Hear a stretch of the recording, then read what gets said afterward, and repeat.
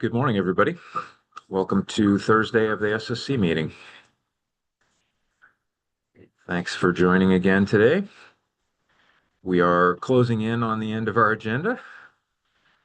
I've got a few announcements to start with this morning. I'll just give people a second to get their cameras on and get signed up, refill their coffee.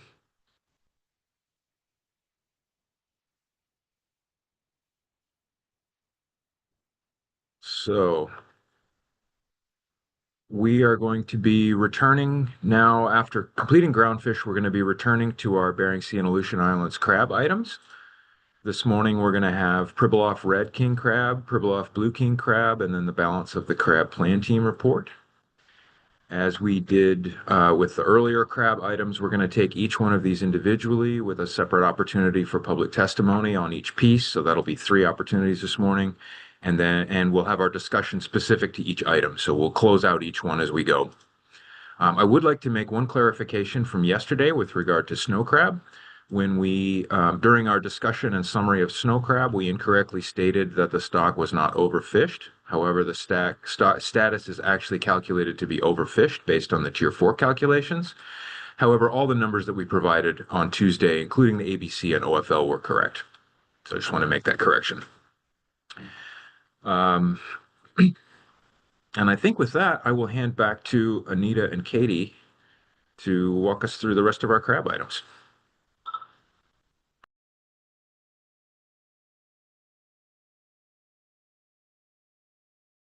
I realized I did not mute before I started sharing. Sorry about that.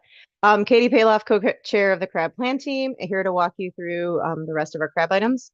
Can you guys hear me okay? All right, great. Anita's giving me a thumbs up, so I'm going with that. All right, so we'll start with Pribilof Island red king crab. All right, and this is a final stock assessment. It's a Tier 4 stock that is currently in GMAX. It's one that we had been seeing every 3 years. So the last time we had the full assessment was in 2022.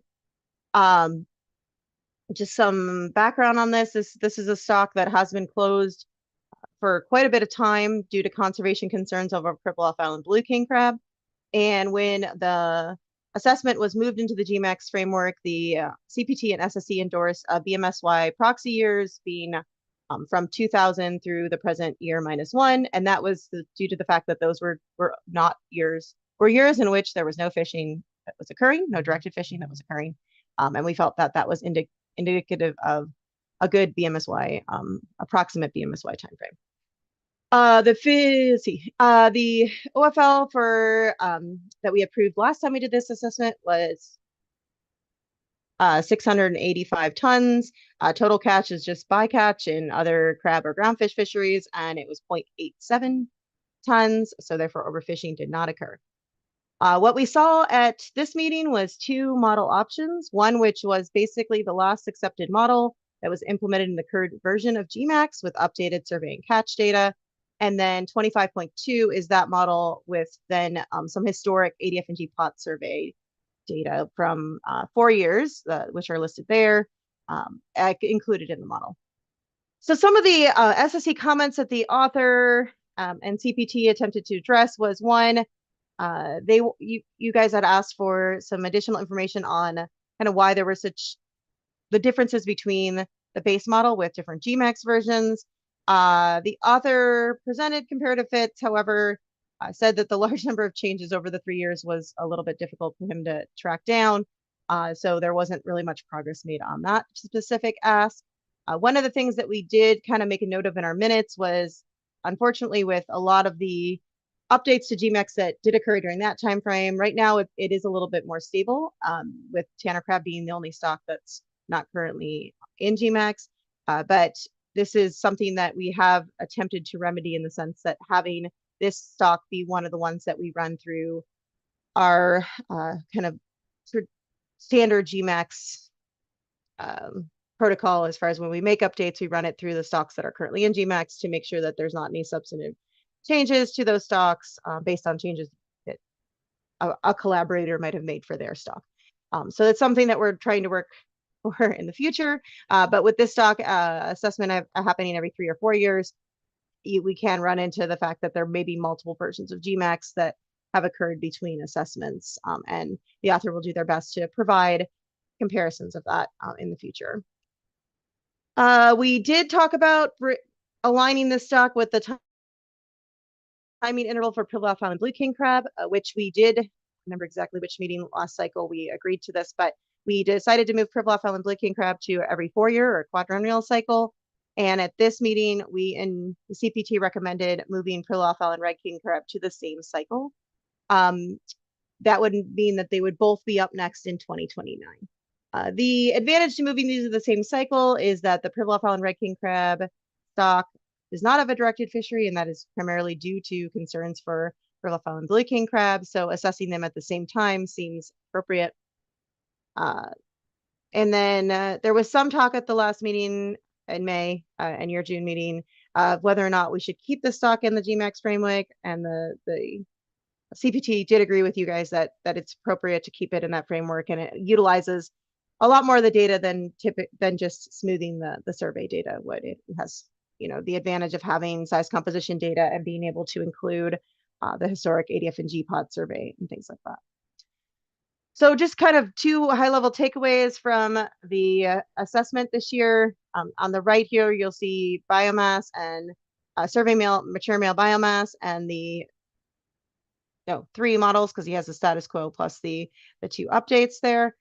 You'll see the last 2 years, the survey biomass has been relatively lower compared to what it has been.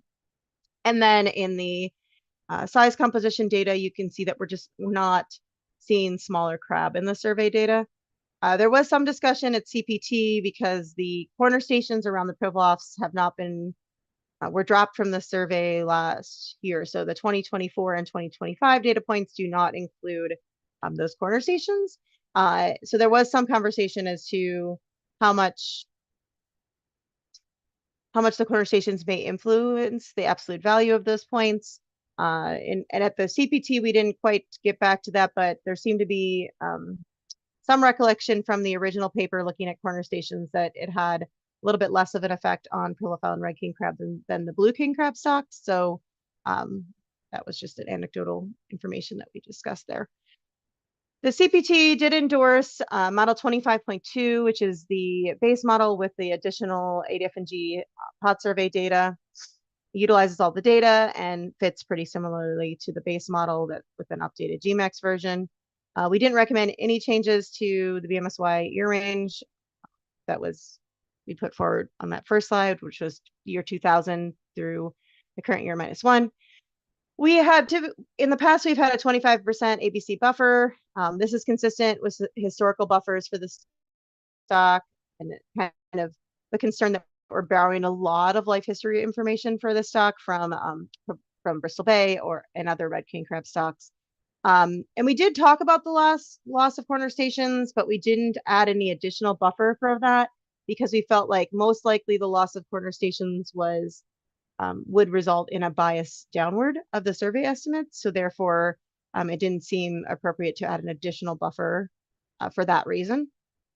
The recommended OFL coming out of this model was 489 tons with a recommended ABC with a 25% buffer of 367 tons. And the stock status is above BMSY and therefore not overfish. And I think that's all I have. These couple of stocks are pretty brief. So feel free to ask any questions that you might have, and I'll pause there. Thanks, Katie. Any questions from the SSC?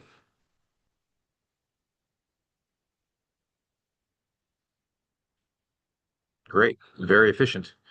We'll check briefly. Well, I have a question. I have a question, Ian, but I can't find my hand on Zoom. No problem. Go ahead, May Pat. I ask the question? You certainly can. Go ahead, Pat. Great, thank you. Thanks, Katie, for the overview. Just a brief question. I think we're going to support the 4-year cycle, but the question comes up. Is monitoring planned on an annual basis? And if so, can you just kind of expand on that for us? Thanks. Through the chair, Pat, that was a great question and something that I realized Mike didn't put in the slide and I should have mentioned. On an annual basis, we always monitor overfishing levels for stocks as far as the total catch versus the OFL, and you'll see those for the stocks that we don't have assessments for this year.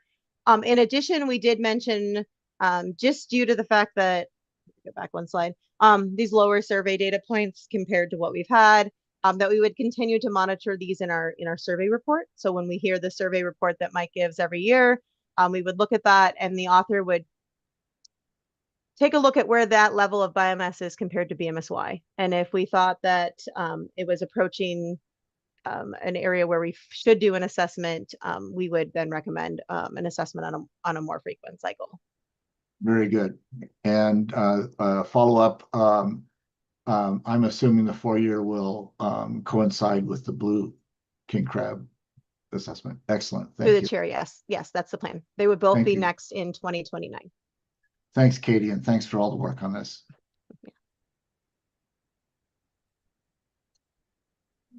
Okay, just checking for any further questions. And looks like no public testimony. So we will go now into our discussion on Pribilof Red, and leads I have Pat and Allie. So Pat, go ahead. Great, thanks. So what I'm about to communicate is largely compiled by Jason Gasper, and I concur with what I'm about to read. The SSC received a presentation on full stock assessment for Pribilof Island Red King Crab and recommendations for harvest specifications. There was no oral or written public testimony.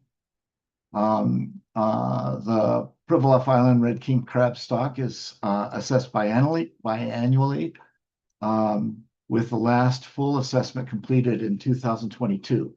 In this year's assessment, the author presented 2 models in addition to the base model 22.1.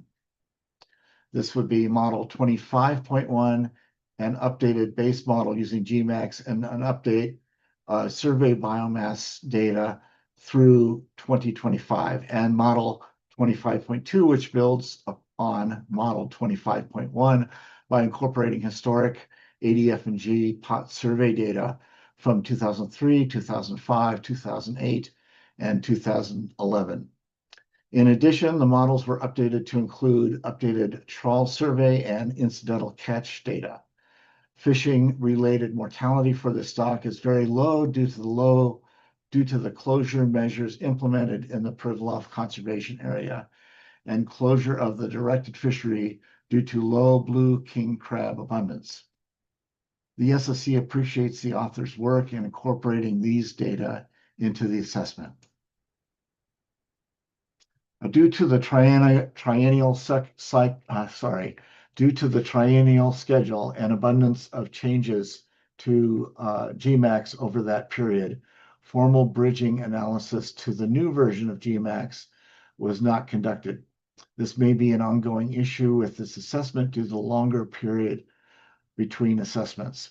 The updated base model, model 25.1, exhibited differences in the model fit to survey biomass in the earlier part of the time series relative to 22.1. However, the fits in the more recent time period were similar. The SSC supports the CPT and author recommended model 25.1, which incorporates ADF&G pot survey data, and the stock remains in Tier 4. The SSC also supports the CPT recommendation for status quo 25% buffer. The SSC looks forward to future work on the risk table for the stock. Looking towards the future of this assessment, the SSC recommends the author work on tracking the impact of new GMAX versions on the assessment should important differences be observed in the future. To better align stock assessment with the Pribilof Blue King Crab, Pribilof Island Blue King Crab assessment, the SSC recommends moving the stock to a 4-year cycle as recommended by the CPT. However, the SSC is concerned about recent declining survey trends. The Pribilof District Red King Crab survey catch showed continued low abundance, with mature male abundance decreasing by 2% relative to 2024. The removal of the corner stations in the trawl survey likely impacted this assessment, as both the trawl survey CVs increased and the number of estimated mature male and female crab remains at the lowest estimates since 2005.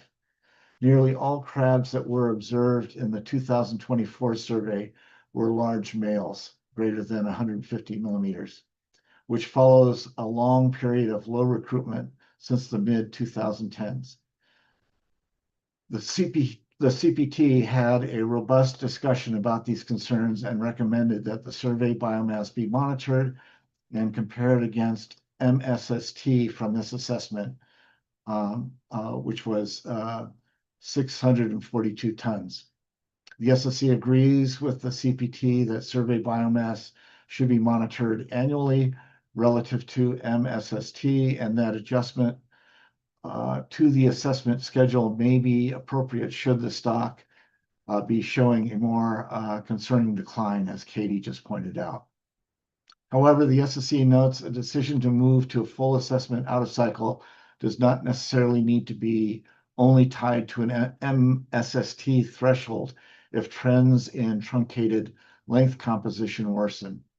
To help monitor the stock during the off-assessment years, the SSC recommends bringing forward trawl survey length composition information in the annual review if possible.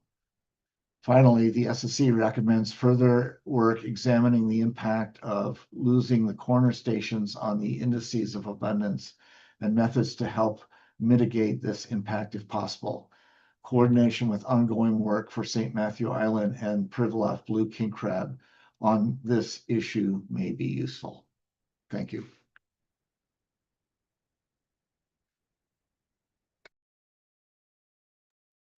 Thanks, Pat. And we'll go to Allie next. Yeah, thank you, Pat.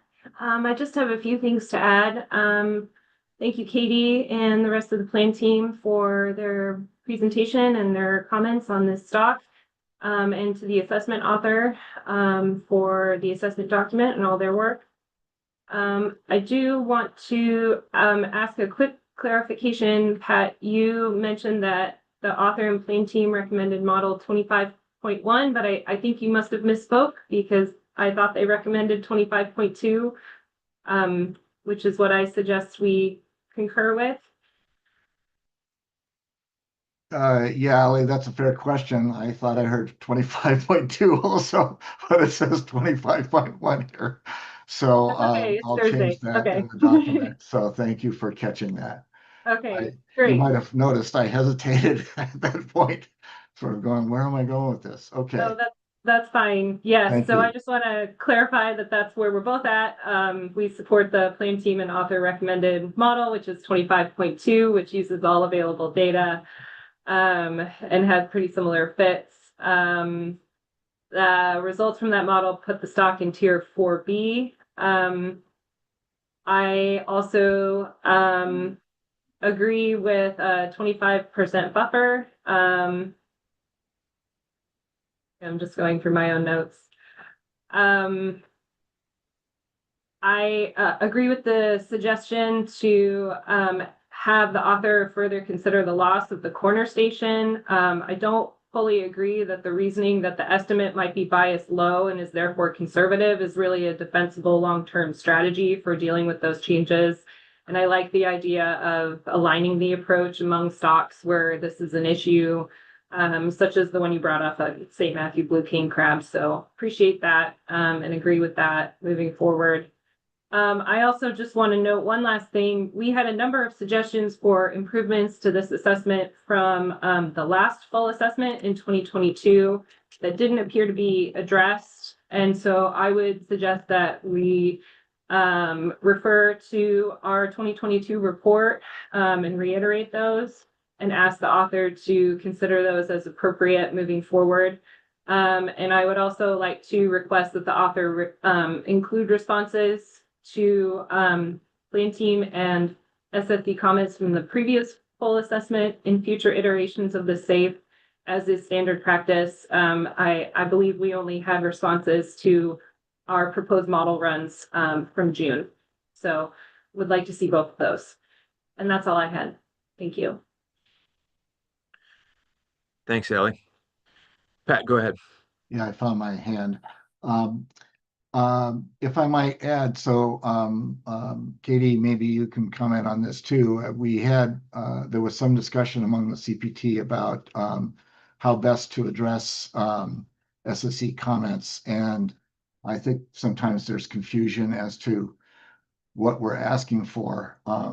This is my own thought, that it's useful to have the list of previous comments there, in particular those that have not been addressed in the past. And even if there's a statement that we were not able to address these for whatever reason, it's good to see that. From the SSC side, I think one of the comments was, and I mentioned this to Bob earlier on the Bristol Bay red king crab, is sometimes it's not clear why we're asking for something. And so perhaps an addition to make our request for and recommendations clearer, if necessary, it might be useful for us to think about the why behind why we were choosing to make a certain comment, because sometimes it's not totally obvious. So thanks. Thanks, Pat. Comments from other SSC members on Pribilof Island Red?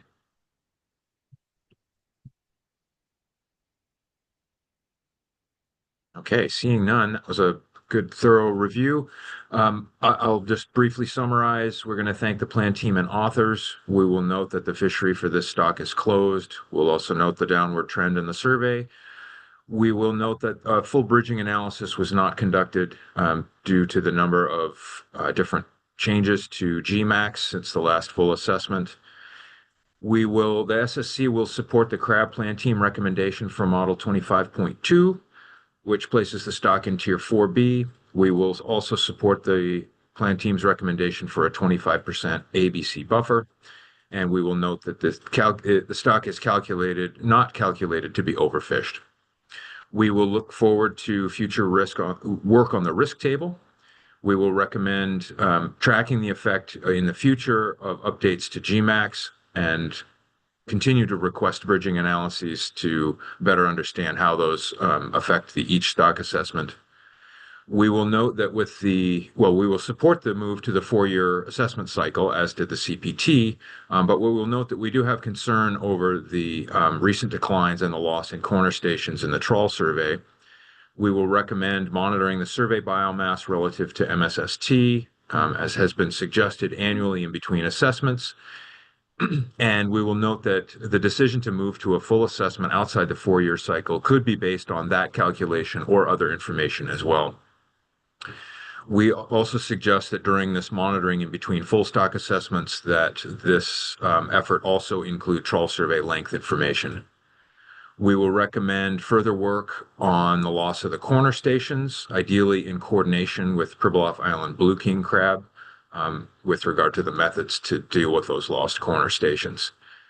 We will restate our recommendations from the last full assessment in 2022, and we will request, as has become standard practice, that the author include responses to all plan team and SSC comments in future SAFE documents, including those from the last full stock assessment. Go ahead, Pat. Yeah, thanks for the summary, Ian. Just one point of clarification. You talked about the fishery not being overfished. I didn't state anything like that. And is this the appropriate time to do that, or should that be done like next time we meet, since this is really a sort of evaluation of the model and not the status of the stock at this point? Thanks for the clarification, Pat. We don't determine the status of these stocks, but we note the calculation of the status, and Allie had you covered in the discussion, so she actually stated. Sorry, I missed that. That the stock is currently not calculated to be overfished. And do we also state that overfishing is not taking place? Yes, we do. Yes, okay. Then I'll make sure that both of those are included. Thank you. Thanks. Appreciate the clarification. Yeah, overfishing is not occurring. Yeah. No. Okay, we're okay. Okay. With that, I'm going to hand back to Katie for Pribilof Blue.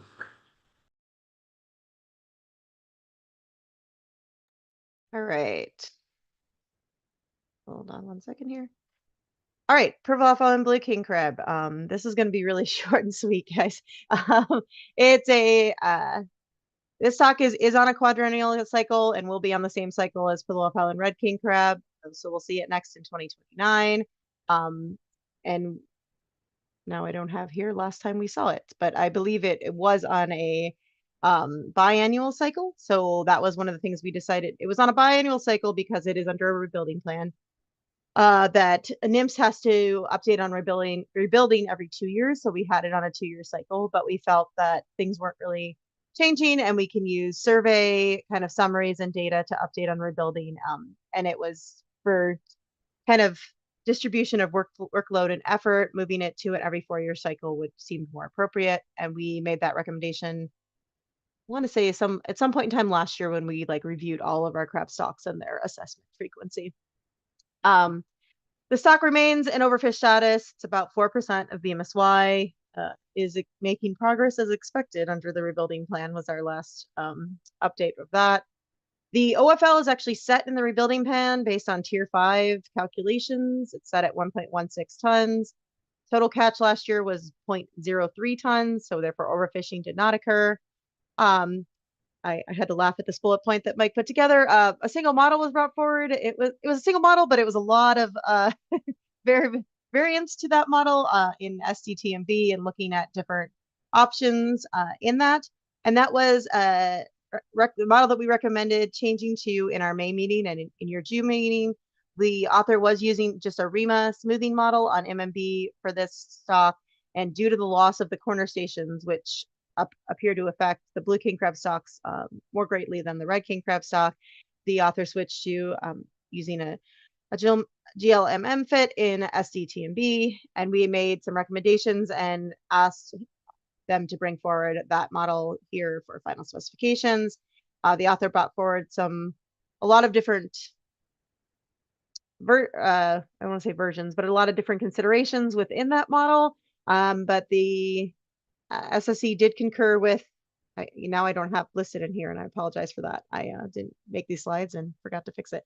With specific variables we did concur with, but we concurred with the author's recommended SDTMB parameterization. And we recommend using this model for the next assessment and keeping the 25% buffer that we've had in place since 2014. The tier 4 model or the SCTMB model is just used to assess status for the stock. It is not used for OFL calculation, as I already said, because the OFL is dictated in the rebuilding plan using tier 5, which is average catch methods. There was some conversation as to the handling mortality that the author was applying to the fixed gear groundfish bycatch. We thought we had fixed this to be consistent with our other stocks last cycle, but apparently we forgot to make that recommendation. So we made the recommendation for future cycles for the author to use the same handling mortality in the fixed gear groundfish bycatch that the other king crab stocks use, which is 50%. Currently in this iteration, the author used 20%. So we made those recommendations clear in our minutes. Don't think I have anything else for Pribilof and Blue King Crab. Pat, go ahead. Great, Katie. Thanks again for the thorough presentation. Or brief. I note there was like 14 models that were looked at. Yes. The REMA one, of course, and the last time we met, there was only one survey that had zeros, and the SSC recommended adding a little bit of something there to it to kind of make it non-zero, so that the logs that are required for the log transformations that are required for running the REMA could move forward. Obviously, this time, all of the more recent ones are zeros, and so that created additional problems. So I appreciated Buck's attempt to look at that, although in retrospect, it's kind of a naive way to try to fix something, especially when something like SDM-TMB is available, which has a number of different options for doing the variation. So my question is, if Buck was given any guidance by the CPT I'm thinking two things. One is this variant structure, because I think he was using the Tweety distribution, which can be a little flaky sometimes, and there's a number of other distributions that are available in SDM-TMB. And the other was in my look, I mean, I really appreciated the appendix, which had a very thorough examination of all of the different options. But the AR1 could potentially be overfitting in the sense that it seems to be bouncing around a lot more than any of the other smooths that seem to be applied. So I was curious if you guys had a chance to discuss that, or if he's sort of on his own in this regard. Through the chair, Pat. I would say our discussion was fairly brief for this stock. We had made some recommendations based on what we saw in May, and then the author brought forward a lot of other variance considerations within the SDTMB framework. So we didn't get to the specific recommendations for the author at this meeting. I will say that in general, I feel that the CPT is kind of learning and catching up on a lot of the SD. We're bringing in more SDTMB models and trying to provide good review for that as possible. We have brought in some other folks from the center, Alaska Fisheries Science Center, to help with that at sometimes, like invited them to our meetings to provide some feedback. Because I would say none of us, I wouldn't say that any of us on CPT are really experts. I think we're all kind of learning this as we go, and some of the considerations. So I think that we tried to provide Buck as much feedback as we could, but I think that likely some of that feedback may incur outside the CPT process within the Alaska Fisheries Science Center, because there's more expertise there than on the CPT for this particular, options that we're choosing within that. Very good. And Mr. Chair, if I can ask one follow-up on that. So again, I really appreciated the Appendix A. And one of the things I noticed was that maybe 4 or 5 of the 14 models actually were very close to one another in terms of the likelihood. And I was just curious if you might consider, if the CPT might consider, or Buck might consider, thinking about using other metrics to evaluate whether one wants to go forward with a model or not. So, for example, the best fitting model might not be the fastest or the best at prediction or have the best retrospective pattern or any of these other things, right? And so sometimes it's better to use a less good model for other reasons, robustness, efficiency, and so on and so forth. I just curious if you thought of that in looking at that work there. Through the chair, Pat, I would say that I don't think that came up in our discussion, but I do think that's a good recommendation for the author to consider in the future, because I agree, like, just because it's the best fitting model, especially for something like this, it might not be what you want, depending on what your objectives of the model are. Sure. Great. Yeah. Thank you very much again, Katie, for the presentation and all the work behind it. Next question from Mike. Hi, Katie, thanks for the presentation. I have a question born out of my own ignorance. I am not used to seeing things where stocks are overfished.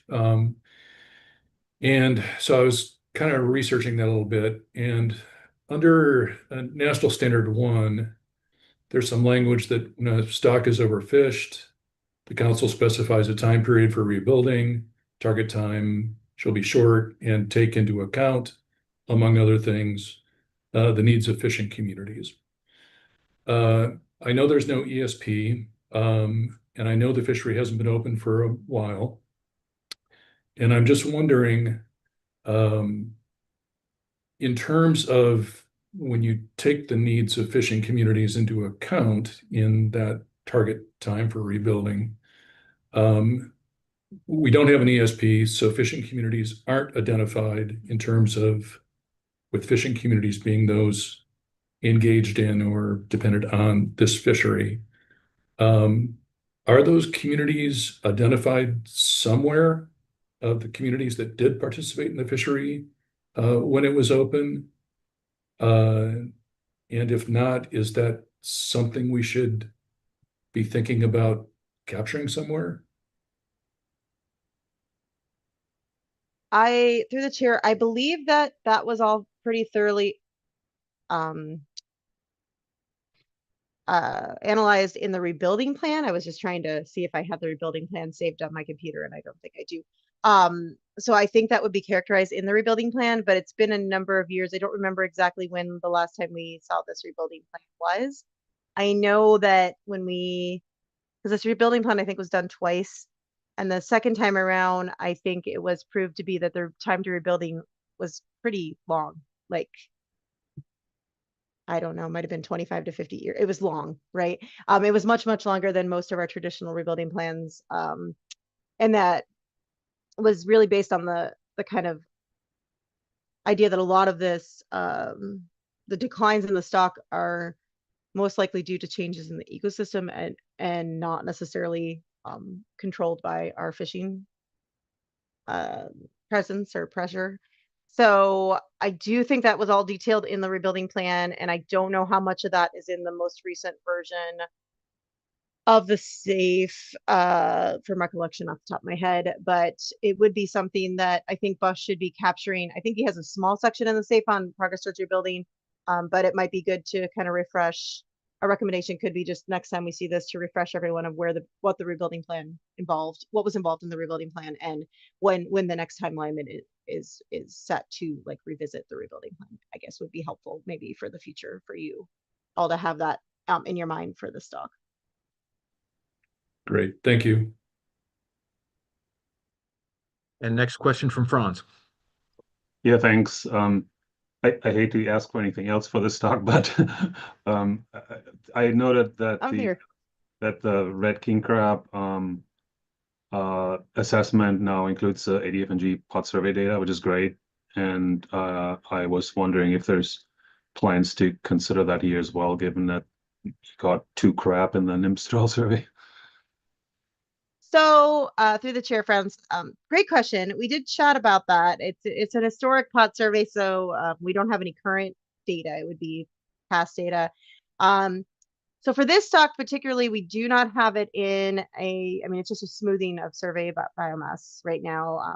I shouldn't say just, it's in, it's a complex, it's an SCTMB. The author did spend a lot of work on that and work on that, but it's not, we don't have it in a size-based model like in GMAX right now. And I think in order to include that data, it would have to be, we'd have to transition it to probably into GMAX. And right now, I don't know if we would try the CPT. We did not talk about that specifically, but I don't think that would come out as a high priority for us, given a lot of our other crab priorities right now. Not that it's not something that we might not want to do for the stock eventually to try to get a better picture of where it has been and where it might be going. But yeah, we didn't really, I think we made a point of saying, hey, there is data out there. Maybe it's something we can get into the assessment process eventually, but we didn't make a firm timeline recommendation on that. Yeah, thanks. Okay, other questions on Pribilof Blue? Martin, go ahead. Yeah, Katie, I remember listening to the crab plan team discussion about the utility of risk tables for both Pribilof Island red king crab and blue king crab, and it seems like you weren't very keen on them in terms of their utility. And to some extent, I can understand why, because I mean, there really isn't a decision on the table for blue king crab, so there's nothing that really would inform the risk table. But at the same time, it seemed like it was nice to see all that information collated and sort of put in a nice compact framework. And I'm just wondering if you can sort of expand on what the plan team thought. Yeah, through the chair, Martin. I think we did agree that it was helpful to see it. I think where we're at is we'd like to, I mean, this is every 4-year cycle. So I think our plan right now was that we're still working through some of the specifics of a risk table process. And we feel most value in providing our efforts in providing risk tables for those stocks that we assess more regularly and that we actually are setting. You do have directed fisheries for, or the potential for directed fisheries for. And there was a little bit of thought that specifically for these Pribilof Island stocks that we're unsure of, while it's helpful to see that information in a table format. For both of these stocks, right now there's no directed fisheries, so we weren't sure how we would be utilizing the risk table information, I guess, is some of the questions that the CPT brought up. And if we're not utilizing it in our buffer setting process, if we're just going to have a similar buffer to what we've used in the past, then, should we be putting this effort into it? So I think that was some of our conversations. I don't think the CPT landed on a strict recommendation just yet. I know we won't see these stocks for another 4 years. So we have time in that process to potentially make some recommendations regarding risk tables, depending on how we utilize them and where process goes for the other stocks. We could ask the authors to bring them forward in 4 years. And we still have plenty of time to do that, I guess is what I'm saying. So I didn't think we were trying to discount it, but I think there was a little bit of, since we're still trying to figure out the best objectives for how we're currently using risk tables in our process, I think it was a little premature to bring it in for these stocks where there's some question of how we're utilizing that data. Okay, thanks. I would hope you figure out what you want to do in 4 years, but maybe Yeah, I would hope so that's too. Before then, but yes. Yeah, But we're not thanks. seeing them for 4 years. Next question from Pat. Sorry, I have one more question of clarification, Katie. In the documentation I have, I was trying to make sure I had the right model to include it. And you guys actually talked about using model numbers at some point, but the model ID for the one that is being used that I have is AR1ST_null T_log depth _KM080B.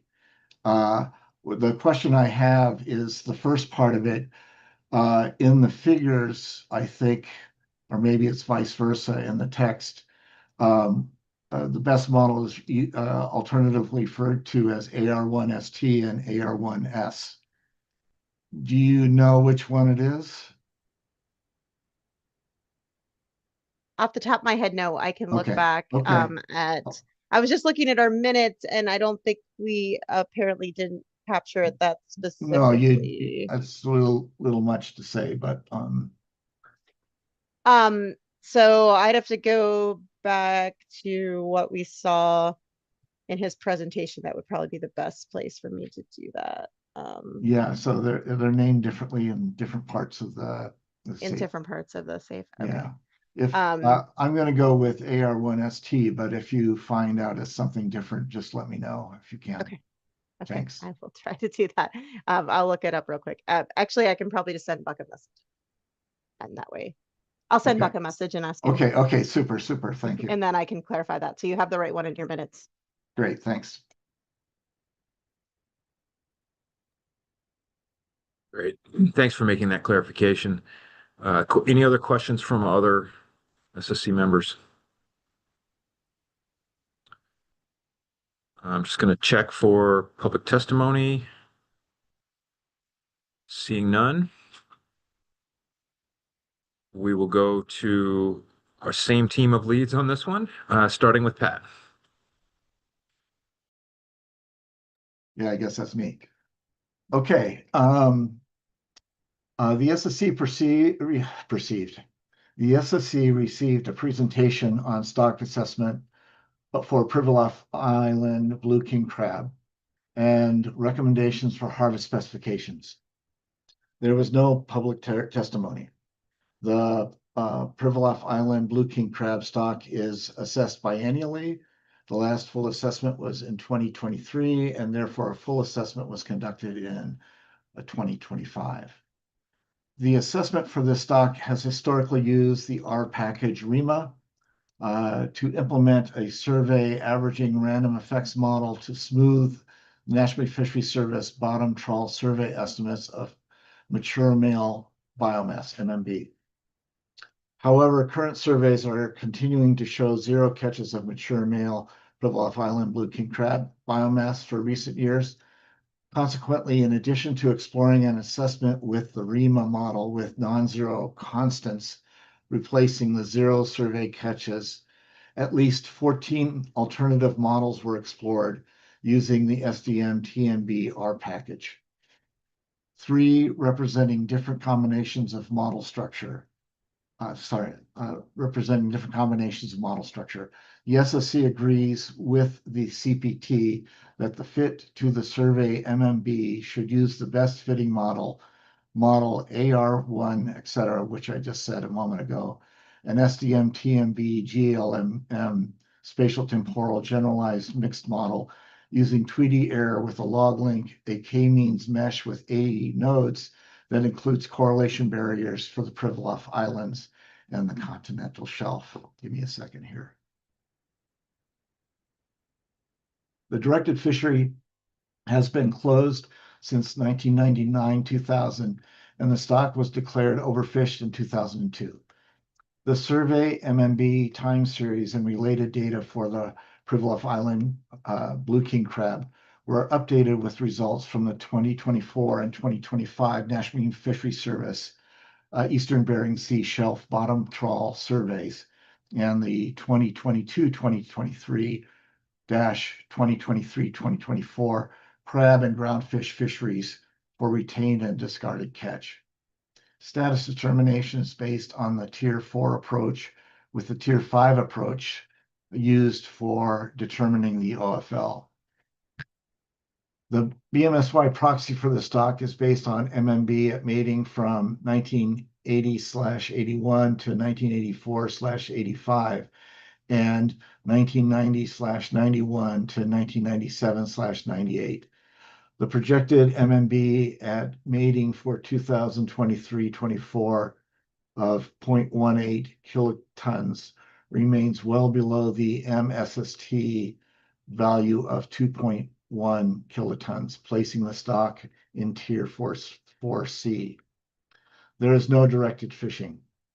These recommendations represent no change from the last specification, and the SSC agreed.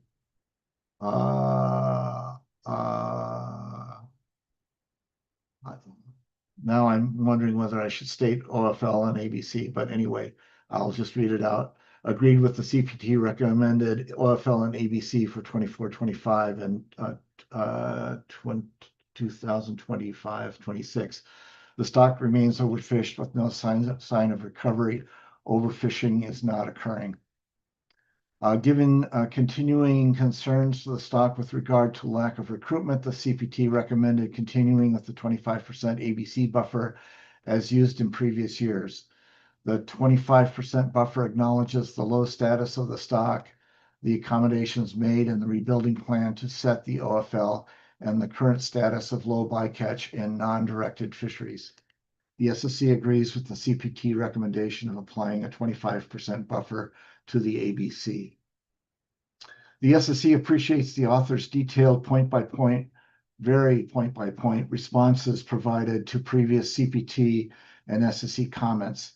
Even when no progress has been made, it is useful to know that the comments have been at least acknowledged and that some are still in the queue. This offers the CPT and the SSC to reevaluate, update, and prioritize issues of concern over time. The SSC had the following additional comments. In the 2023 assessment, the author tried a few different approaches for dealing with the fact that no mature males were caught in the 2023 National Marine Fisheries Service bottom trawl survey. That consequently resulted in zero observations in the data, disrupting the REMA analysis, which involves taking the log of the observations. The SSC suggested replacing the zero value with a small constant. However, with a continued stream of zero values as seen in subsequent years' surveys, this simple fix is no longer a satisfactory approach to employ. The SSC valued the exploration of SDM TMB as an alternative approach. This method should continue to be explored. As noted in 2023, the SSC again notes that while the Tweedy distribution is theoretically attractive and often recommended, this model can easily be overparameterized. The SDM-TMB package employs a number of other distributional options that might provide a better representation of the variation in the system while resulting in other practical advantages such as convergence and reduced runtime. The SSC recommends a careful selection of the appropriate distributional family for the SDM-TMB modeling of the stock. Related to the choice of which distributional family to use is the question of the type of smoother and other inputs, depth, for example, to employ. The SSC valued seeing the range of alternative model runs based on the Tweedy distribution while employing different assumptions regarding spatial, temporal, covariate, mesh, and barrier assumptions in Appendix A of the SAFE report. However, some concerns still remain regarding model structure and complexity.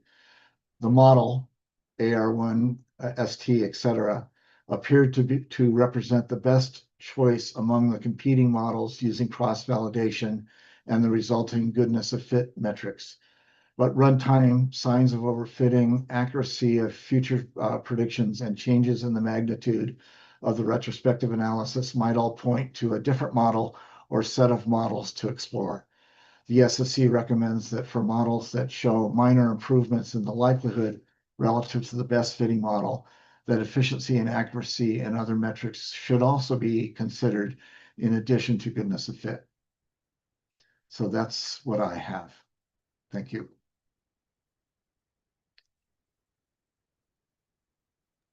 Thanks, Pat. We'll go next to Allie.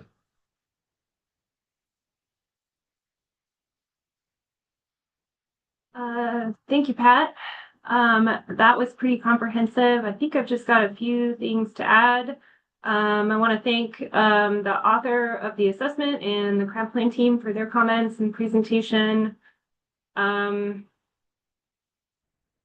I don't think we specifically stated whether or not we are in agreement with the CPT that the stock be assessed on a 4-year cycle. So I think our minutes should reflect support for that change to align it with Pribilof Island red king crab.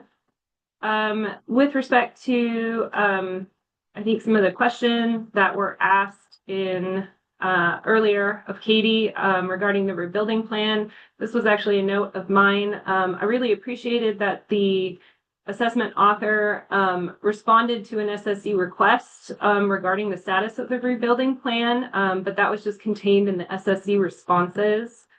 And so I would suggest that there could be a dedicated section in this SAFE that would provide updates on the rebuilding plan, especially since we're now going to be seeing it every 4 years. I think that would be helpful. And I support your recommendations that additional metrics and could be used to evaluate what your best fitting model might be. So I really appreciate those comments, Pat. And that's all I have. Thank you. Great. Thanks, Allie. I would add personally that I think we should also specifically endorse the crab plan team's recommendation to adjust the handling mortality to 50% to stay in line with other king crab stocks. Other discussion from SSC members? Mike, go ahead. Yeah, Ellie, you may have said this in I missed it with my next door neighbor deciding to get out a power tool. But the did you say in the refresh in for the next time around, put in a little refreshment of the rebuilding plan? And did you include in that simply identifying the fishing communities that participated in the fishery the last time it was open, or something to that effect? Thanks, Mike. If I could respond real quick. Yeah. Yes, please do. Yeah, no, my suggestion did not include looking at fishing communities. My suggestion was simply to have a dedicated section in this SAFE for the assessment author to provide us any updates on the rebuilding plan. And so if you have additional suggestions beyond that, that would be helpful. And if I can respond to that, yes, I would simply suggest, and I think Katie suggested it herself, was that in that very brief kind of refresh of the status of the rebuilding plan, if we could include, I mean, a couple of sentences on the sort of the last time the fishery was open, what were the communities that participated in the fishery? I think that would help us if the question ever comes up with relationship to taking into account fishing communities in terms of the timeline of the program. Thanks. Thanks, Mike. And perhaps a point of clarification, we had a question about the development of risk tables, and I didn't hear a clear recommendation from the SSC about whether we did or didn't support the development of a risk table for this species in particular when we see it again in 4 years. Welcome any thoughts on that? I see a lot of thumbs up from Martin. Oh, I'll attempt to put Sorry. something together. Do we need to actually articulate it here now? If so, then it would be nice to hear something from Martin on this. Specifically, some specific wording. Yes, I think we should just clarify whether we are in agreement or not with continuing to support a risk table for this stock. And Martin, go ahead. yeah, sorry. I'm like Mike, I'm having some issues with the hand raise and I got the wrong button there. Sorry about that. But I think just maybe I think we should recommend that to continue to do the risk table with the expectation that after 4 years, they will likely have most of the bugs worked out, and that we found it a useful collection of the relevant information regarding, in particular, the environmental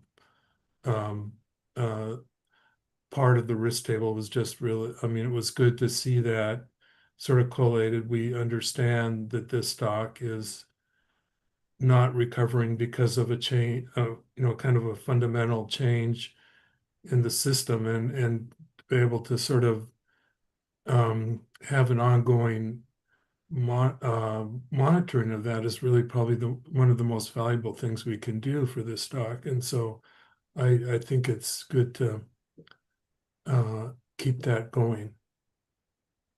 So anyway, yes, recommend that they continue it. Thanks, Martin. Any other comments from SSC members?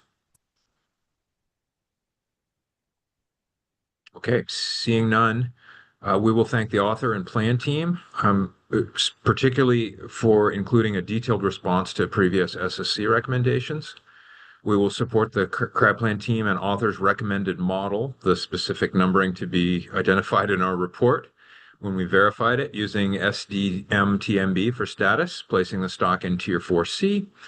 The stock is calculated to be overfished, but overfishing did not occur. We'll note that the OFL and ABC are based on the Tier 5 calculation, and the SSC will support the 25% buffer suggested by the crab plan team.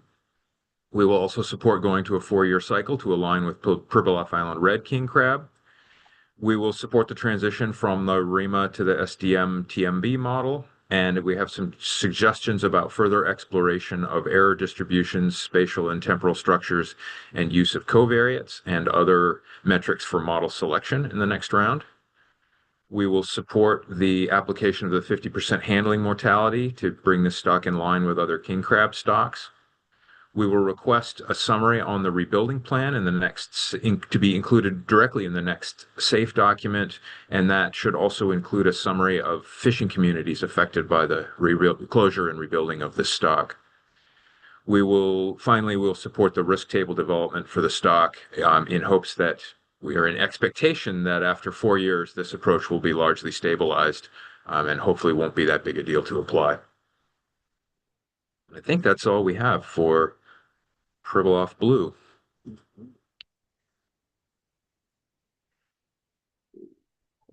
I don't know. We may actually have some more discussion, so I'm going to take a 10-minute break right now, and we will come back in 10 minutes, and then we will wrap up our crab plan team and hopefully our entire meeting. So let's take 10 and come back at 11 after the hour. Thanks.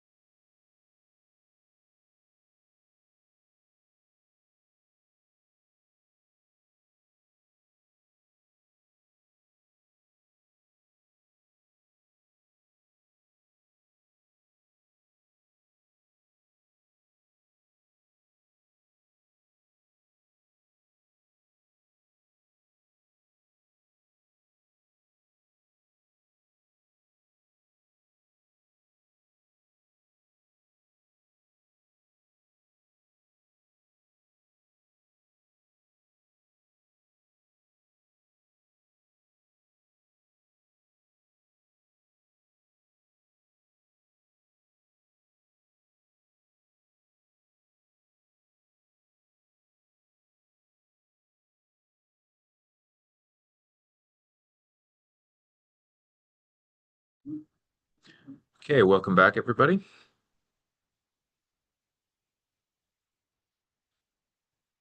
We will now go into the balance of our crab plan team report. And I will hand back to Katie. Okay, sorry, I was trying to do multiple things at the same time. Hold on a second here. There we go. Was it letting me share? All right, great. This should be pretty succinct here. I have two other slides for the balance of our plan team report. First is overfishing updates for the crab stocks that we do not assess this cycle. So this is for the 2024-25 crab year that just ended in June 30th of 2025. The 4 stocks here that we don't assess on an annual basis: the Western Aleutian Island red king crab stock. The total catch was much less than the OFL, therefore no overfishing is occurring. It did occur. St. Matt's blue king crabs, same.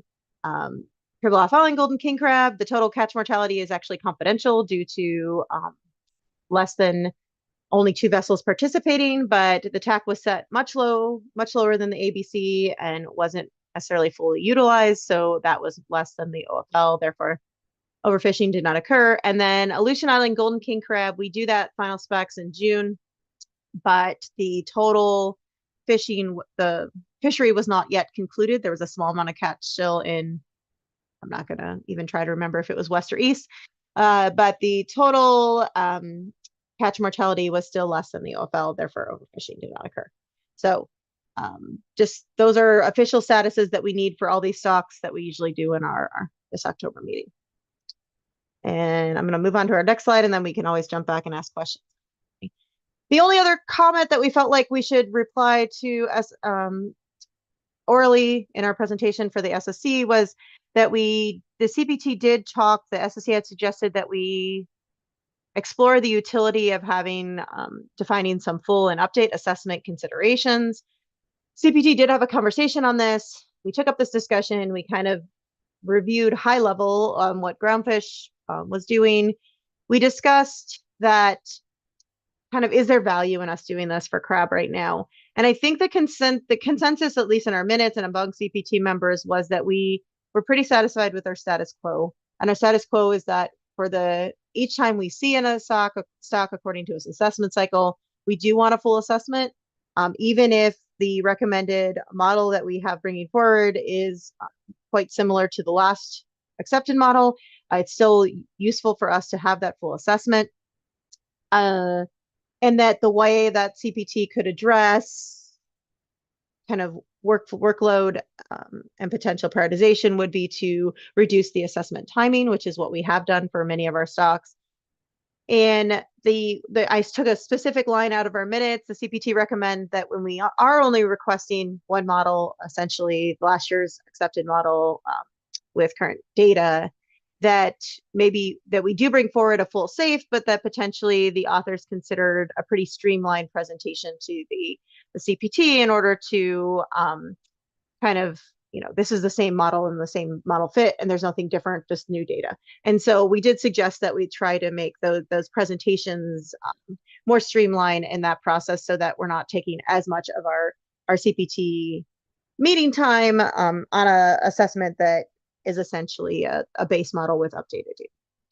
But we did not at this time find utility in really defining any other type of updates, assessment types like groundfish has for right now. So I think that's the last slide I had. So any questions on anything else that was in our report, I can take now at this time too. Thanks, Katie. We'll go to Allie.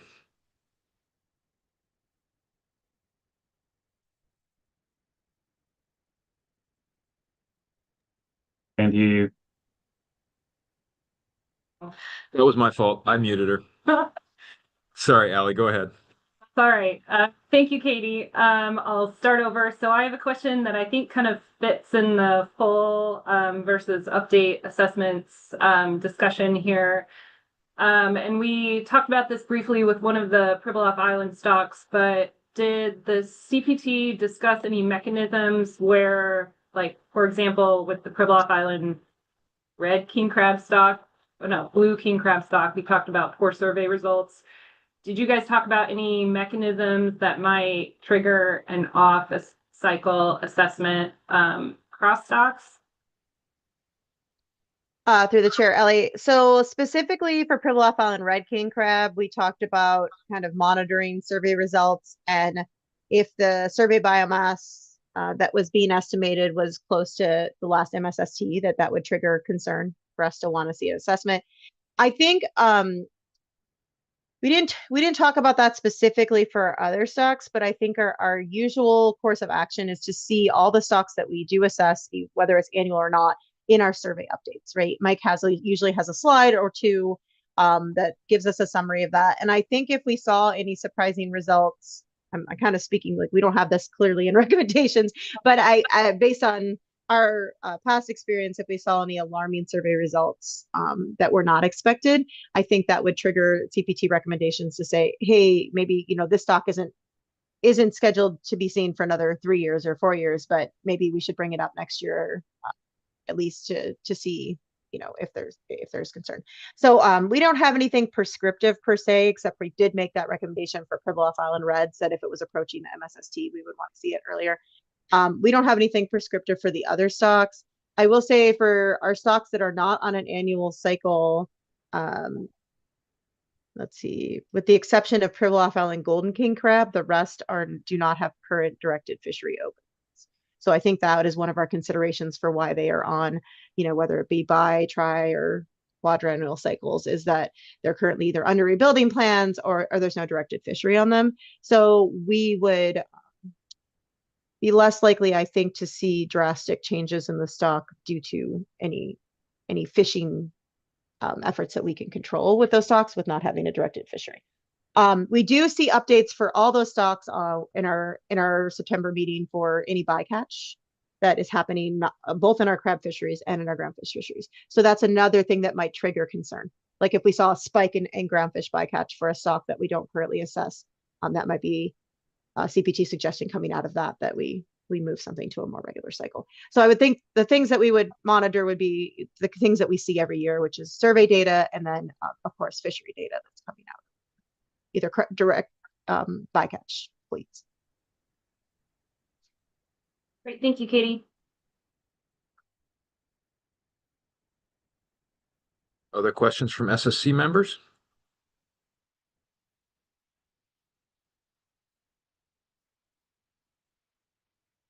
Lower. Okay, I note that we have, seeing no more questions, we will go into public testimony. I note that we do have written comments submitted by Mr. Scott Goodman and Mr. Gabriel Prout, and we also have one sign up for public testimony, which is Mr. Corey Lesher. And so, Corey, go ahead when you get connected. Good morning, Mr. Chairman. Can you hear me? We can. Thanks for joining us. Excellent. Thank you, Mr. Chairman. Good morning, members of the SSC. For the record, my name is Corey Lesher with Alaska Bering Sea Crabbers. We are a trade association that represents the majority of independent harvesters who commercially fish for king, snow, and tanner crab with pot gear and the crab rationalization program.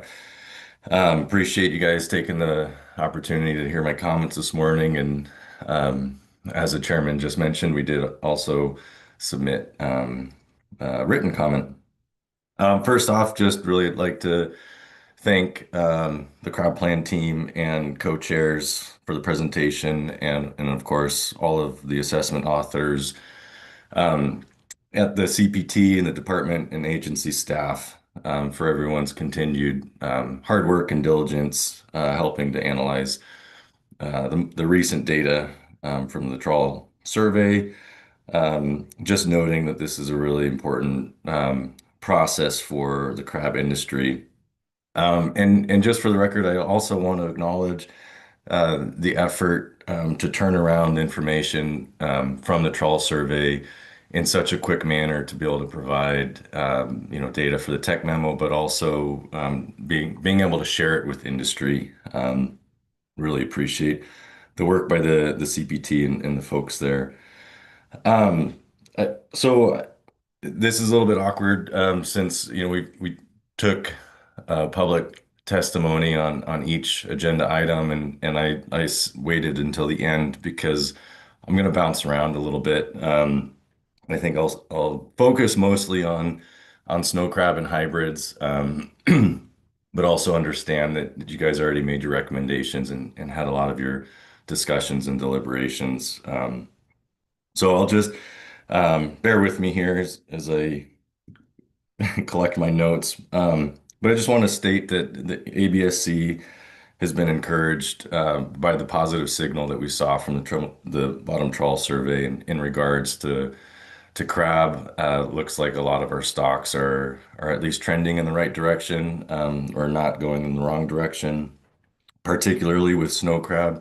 I think we're really encouraged to see that we had a directed snow crab fishery, and we're still seeing an upward trend in the biomass. Granted, still a very depressed stock, but we're pleased to see this small signal of recovery. Hybrids, I think that's positive to see more crab in the system. I'll circle back to hybrids, but there's something going on that is supporting larger crab biomass, and so I think that's also a good thing. And of course, red king crab, it's stable, and we're hopeful that can support again another small directed fishery. So speaking specifically to snow crab, I did want to touch on the model and the path moving forward. I really appreciated Cody's work on this, the tier 3 model. I think that it continues to be quite complex, and I don't think there's any getting away from that. I just appreciated the SSC comments during those discussions and the back and forth with Cody. And maybe it's time to have a slightly simpler model.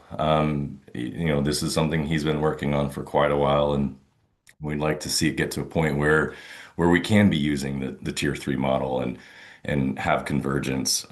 So thank you to the SSC for that discussion and attention to that.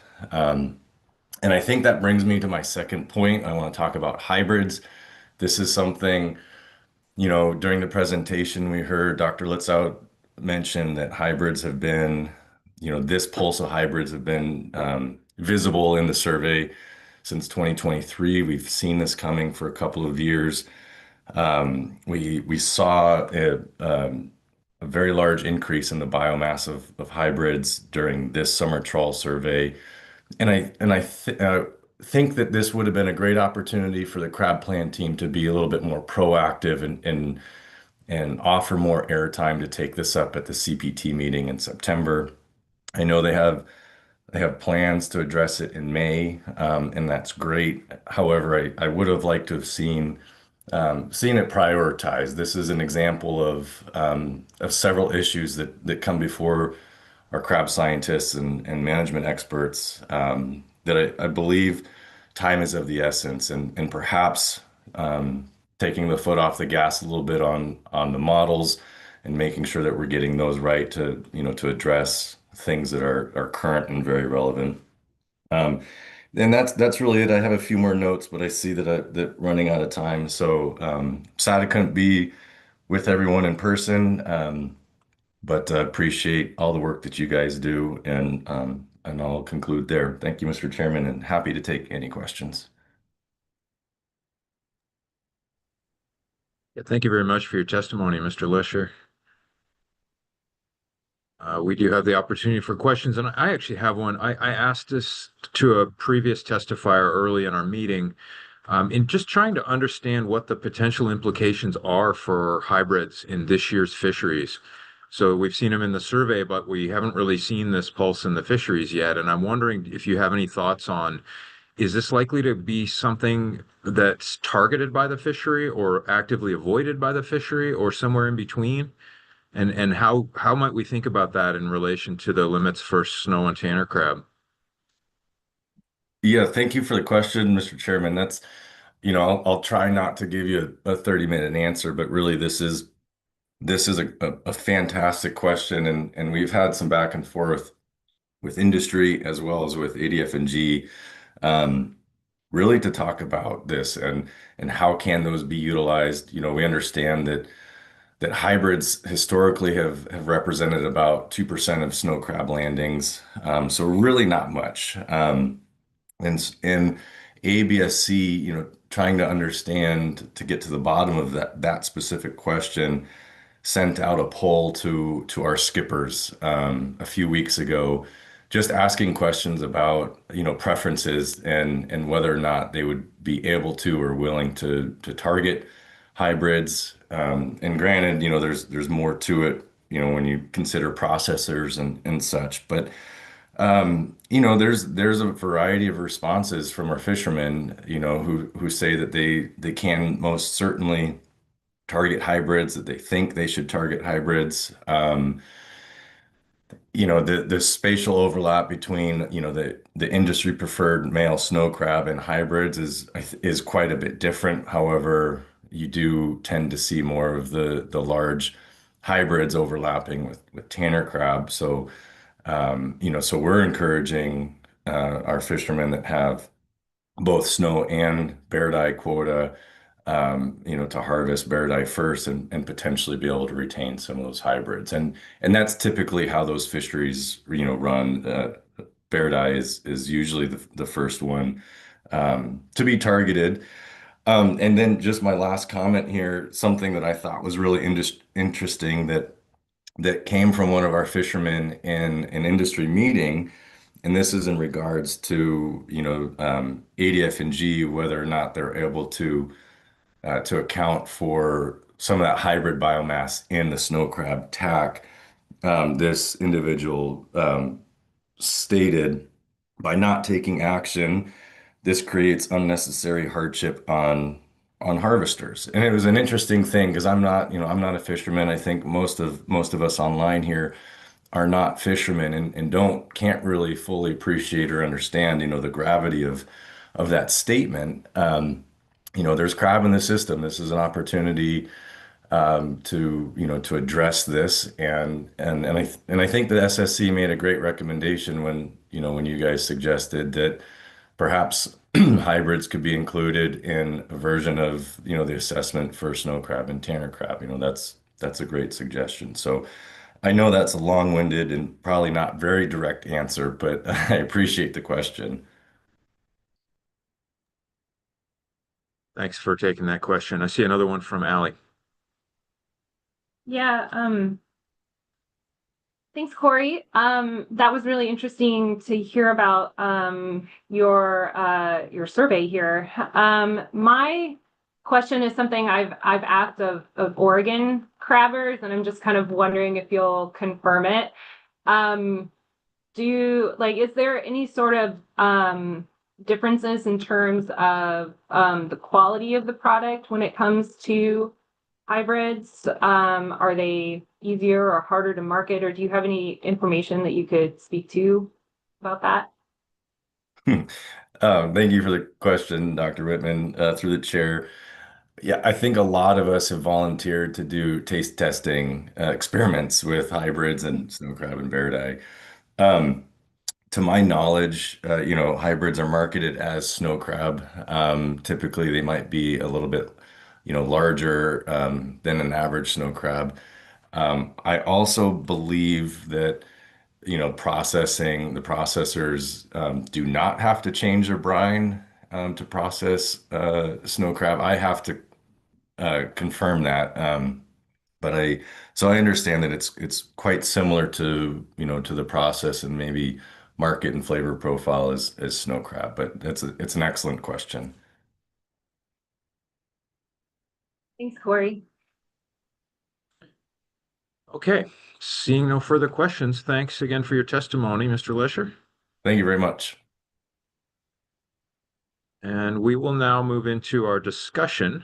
And I will just note that we are going back, we're folding in everything that we heard from the crab plan team, beginning from all the way back to the beginning of the meeting. And apologies that we've had such a long gap, and it's maybe a little challenging to put all this information back together. But so with that, we're going to go to our designated hitter for crab here, which is Allie. Yeah, thank you. So I have quite a few comments, and I feel like I'm also still absorbing Corey's testimony. So thanks very much, Corey, for your public testimony here. I think what I'm going to do is start with comments on the survey. And I have a section on hybrids there if other folks would like to weigh in on that. I have brief comments for risk tables and a couple other sections in the CPT report and the overfishing status updates. And then I also know that Mike has some comments that he and Sarah worked on together that I will probably let him make it then. So starting with the survey up at the top here. So the SSC received a presentation several days ago now on the 2025 bottom trawl survey results relevant to crab. There was a Northern Bering Sea survey this year, but those results were not available at the time of the CPT meeting and were not discussed there. And I would like to continue a long-running comment that we commend both the survey teams and the crab assessment authors for providing the survey data and updating model runs and assessment documents on the short time frame that's necessitated by the timing of both the survey and management. Thank you. I will note that we received public testimony from Mr. Lesher. Overall survey results were mixed, and I will summarize those briefly in our minutes, but I'd like to provide some highlights. First, we are seeing generally positive trends for Bristol Bay Red King crab in terms of the distribution of mature crab. However, overall abundance remains low for that particular stock. Tanner crab showed some positive trends in the western management area, but the abundance in the eastern area has declined relative to last year in multiple size sex classes. And we are seeing the recruitment pulse from the western area kind of play through the population in that assessment. So that is encouraging. As was mentioned in public testimony, we're also seeing some positive signs overall for snow crab, including increases in abundance of multiple size sex classes, though industry preferred males are still low. We see a shift in distribution that is kind of more similar to previous kind of pre-collapse distributions. And clutch fullness does remain high, although I would note we had some discussion, I believe in the snow crab assessment discussion of how reliable this metric might be in the future. And so I think I'll just add a reference to our snow crab minutes there as well. St. Matthew Blue, Pribilof Reds, and Pribilof Blues generally continue to be in low abundance, though we saw a few immature females for St. Matthew Blue Green Cab at a single station. There was an unprecedented and substantial increase in hybrid abundance observed in the survey. 20% of all kinetides above 101 millimeters, which was, like I said, unprecedented. We also had some interesting observations of clutch fullness for the hybrid females, which we also discussed earlier. And these survey results spurred a lot of discussion at the crab plan team, including a brief regulatory discussion where it was noted that landing hybrid crab are legally classified in regulation as snow crab. And so I think our minutes will reflect that while we are seeing some positive signs for kind of our big three highly managed stocks, that the SSC continues to register our general concern with the low stock status of many of our Bering Sea crab stocks. Our minutes will also reflect that we are highlighting the anomalous prevalence of hybrid crab in the survey, and the CPT is scheduled to discuss this further at their May meeting. And I think we will look forward to hearing the results of those discussions in our June meeting next year. I think we should note the implications for both assessment and management with the continued presence of hybrids. And this was also noted in our public testimony from Mr. Lesher. I think we can thank the CPT for clarifying how the different data streams that we see document or track hybrids over time, and agree that the current approach needs to be reevaluated. And I think at minimum, our management needs to be aligned with our assessment models. And it does seem that currently there is a disconnect, particularly in the snow crab assessment model. We also had some additional comments in both the Tanner crab assessment and the snow crab assessment that the assessment authors kind of consider hybrids and how they might be incorporated into those assessment models if that is appropriate. And so I think I can also refer to those comments as well. As Mike noted in his presentation, back when we had Mike available for the meeting, the timeline for crab management is very tight. And so I do think that having a plan in place, even if we don't see a continued prevalence of hybrid crab in the future, is critical to respond appropriately and in a timely manner, as is clearly desired by the industry, but also by all of us. And those are my comments on the survey. And I was thinking I should pause and see if there's any other input at that point. Thanks, Allie. That's fine. We can take this in chunks. Okay. So if anybody has comments specific to the survey, feel free to raise them now. You can, of course, have them at the end. I see we've got Martin, and then I've got Sherry in the queue. Go ahead, Martin. Yeah, this just 2 points. I mean, they're not. This is more of a logistical comment. We did first off the public testimony that came with the snow crab assessment. I've sort of summarized that in my section, so we don't need to do it here, I think. And then the other sort of thing that's going to be a little awkward to deal with is how, I mean, there was quite a bit of discussion about hybrids during the SSC discussion on snow crab, and I at least have a paragraph on that. I could just hand it over to Allie if we want to just have all that in one place, or just trying to scope out how you want to handle that. And if this isn't the right time, we can discuss later or something, but yeah. Thanks, Martin. I think this is a fine time to have the discussion. From what I've heard, I'm understanding that we will have some recommendations that will be the same for both Snow and Tanner with regard to exploring the treatment of hybrids in the data streams and in the analysis. And then I think maybe we move our general discussion about the topics of hybrids and our recommendations for the CPT on that topic, probably under the general CPT report, would be my suggestion. But I know that you and Allie will be able to work together on that. Yes. Okay, that's fine. And I'll just send what I have written already for that, so that Allie has at least a sense of what I tried to do. Excellent. Thank you, Martin. Pretty Thank you, close Martin. to what her comments were, but maybe I think hers were a little more insightful than mine. So yeah. Okay, appreciate it. Sherry, go ahead. Sure, and these are, I guess, for Allie and the rest of the SSC's consideration.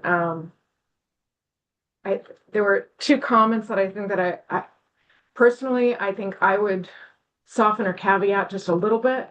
You had mentioned that management needs to align with the assessments that are done. And I think we just need to be a little bit careful in directing management replies, whether that's federal or state. It's out of our realm, but we can certainly say the concerns that we have and the implications and what our opinions are. The second one was, I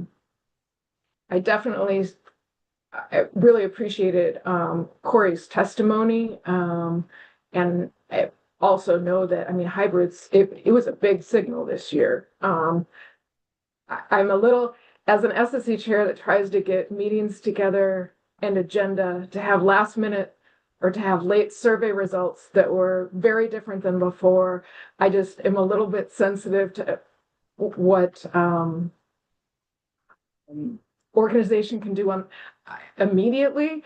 I definitely understand the need to address it now rather than in May, but I also know the logistic difficulty of doing it. So if there's any way to say, encourage as much as possible or something, just to recognize that there's some difficulty and the surprise of the results for hybrids this year compared to what we've had.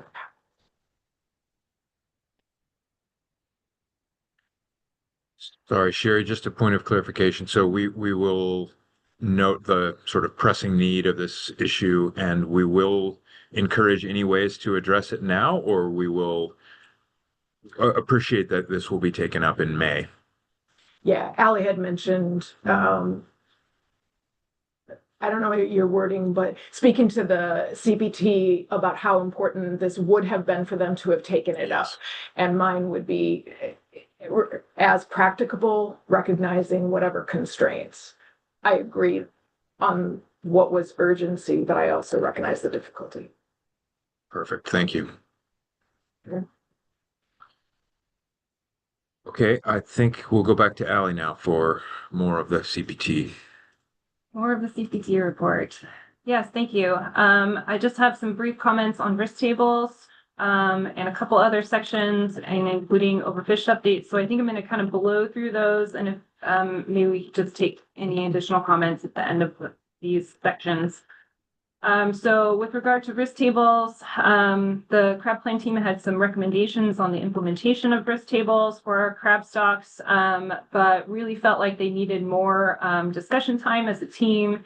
And so I think we should just appreciate the work that the plan team and the authors have done into making the risk tables useful for our Bering Sea crab stocks, and thinking about how those interact with buffer setting, which has been noted is very different for crab versus groundfish. And so I think we can look forward to hearing the results of those discussions next year. With regard to update versus full assessments, and I think our minutes will reflect that we appreciate their consideration of defining different assessment types for crab, and I think we can agree with the plan team's recommendation to continue with the status quo of bringing forward full assessments on a stock's individual assessment cycle. We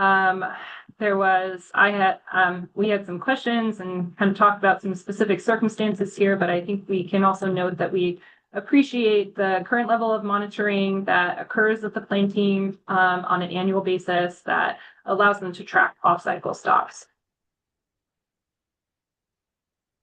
With regard to skipper surveys, I had a couple of comments from Sarah that I'd like to note for the record here. The SSC appreciates the inclusion of skipper survey data and notes the high participation rates, which were fantastic. The CPT found the skipper survey results valuable for interpretation of fishery-dependent data. And the SSC looks forward to the continued inclusion of the skipper survey data and supports the plan team move to add future skipper survey questions relating to hybrids, retention sizes in the snow and tanner crab fisheries, and the perception of overall TAC size in the Bering Sea crab fisheries. And the SSC also notes that the incorporation of the skipper surveys really represents an important milestone in the Council's stated goal of augmenting information utilized in the management process with local knowledge where appropriate. And then finally, I have our overfishing status updates. So the SSC received overfishing status updates for 4 stocks in off years for their full assessment reviews, including Western Aleutian Islands Red King Crab, Pribilof Island Golden King Crab, Aleutian Islands Golden, and St. Matthews Blue King Crab. Total catch mortality for each of these stocks was below the OFL, so overfishing did not occur. Harvest specifications for Aleutian Goldens were set in June of this year. However, we didn't have final fishery data at that time, and we typically reevaluate it again in October. Aleutian Golden estimates of mature male biomass are above MSST, and therefore the stock is not overfished. St. Matthew remains overfished. And both Western Aleutians Islands and Pribilof Island Golden are tier 5 stocks, and an overfished status determination cannot be made for those stocks. And that is all I have.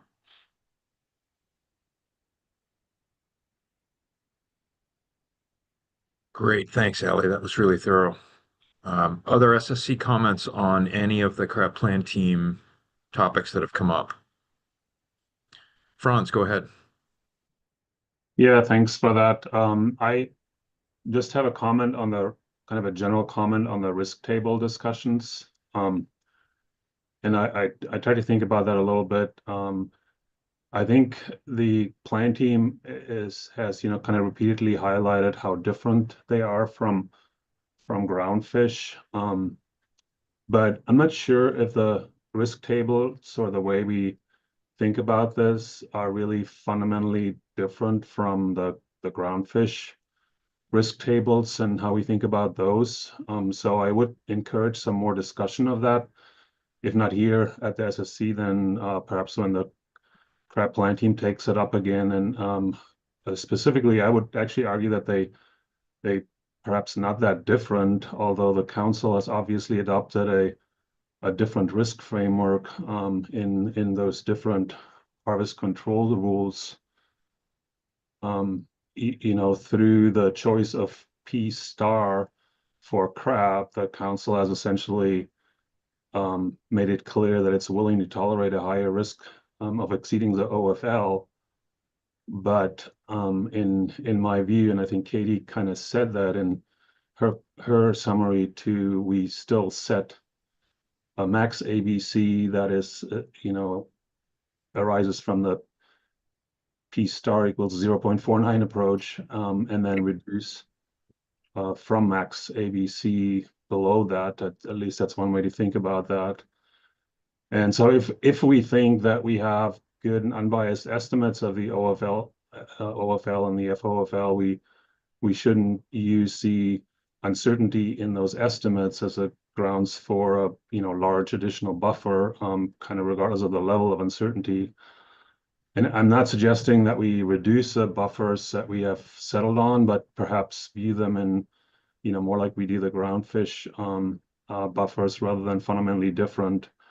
I think a reasonable interpretation of the buffers that we have developed is that we kind of think the actual productivity of the stock in several cases at least is lower than the FMSY proxy, and that the FMSY proxy may be biased, and or that the mature male biomass overestimates the reproductive potential. That's really kind of the main one of the main concerns in several cases, and that's a legitimate basis for a large buffer without otherwise deviating from a more kind of risk neutral approach like the council has specified.